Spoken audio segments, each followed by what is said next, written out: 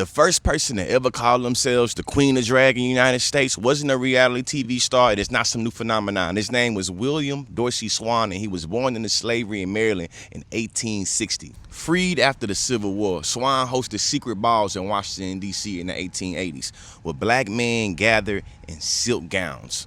What did Aretha Franklin say? Nice gowns, nice gowns. He called these drags, and he called himself their queen. This wasn't just parties, though. There was a defiance in a world that refused to see black and queer people as fully human, and this man right here was moving like a swan. Meaning, drag shows and drag queens are not a new phenomenon, not some new age shit. What's crazy is Pride Month started off of a police raid during the Stonewall riots, and guess what this history about drag queen about as well?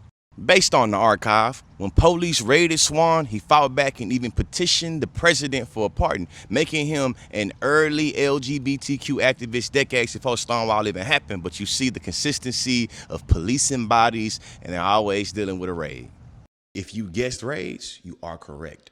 Historically speaking, though, long before Swan's balls, enslaved people on plantations created a dance they called the cakewalk. They would dress in their finest clothes and parry the stiff, grandiose mannerisms of the white enslavers. And guess what? These folks was being mocked and they got entertained in it because sometimes cultural competency goes over folks' head, literally.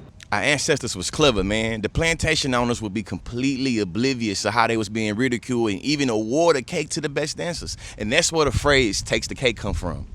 I mean, that takes the cake from. My camera keep on falling over while I'm trying to record. The wind blowing too hard.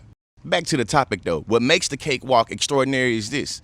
Enslaved people, our ancestors, used performance as a weapon. They turned the master's motions and movement into satire, a secret language of resistance. The white elite saw entertainment in these black performers and they thought, how could we come out of this? But we saw it as survival. This the foundation of black drag, reclaiming power through the body. E. Patrick Johnson argued that blackness itself is a performance and constantly being policed. Drag isn't the deviation from blackness, however, it's the profound expression of it. It's the way the intersections of queerness and blackness and all these different cultural aesthetics come together. Dr. Johnson's work shows that black queer performances is not separate from black history, but is black history. The cakewalk, Swan's balls, Harlem's voguing, all these are chapters in using body as resistance, and our culture is something that embodies that, no pun intended. But the state always understood this and they responded with violence. Federal courts are divided. You got one judge that say that drag is protected under the First Amendment free speech, and you got another one that say we're gonna ban it and it's indecency towards children. And you know they don't give a damn about them children, but they love to weaponize the fake care anytime we start talking about drag shows and drag queens. I believe the call coming from inside the house. You can inscribe sexuality onto Drag Story Hour. I think that shows more about your character and less about the drag queens. A drag show or a drag story hour is not inherently sexually explicit. It's the criminalizing gender nonconformity, just that Swan was charged with keeping a disorderly house. That's how we get these drag houses right now. And he was sentenced to 300 days in prison. In the spirit of keeping it academic with y'all, man, I'm going to introduce you to another scholar. Roderick Ferguson's Queer Color of Critique, he shows how the state regulation on black gender nonconformity is very unique as aberrations to control, as always already being something they can perverse and they can make deviant.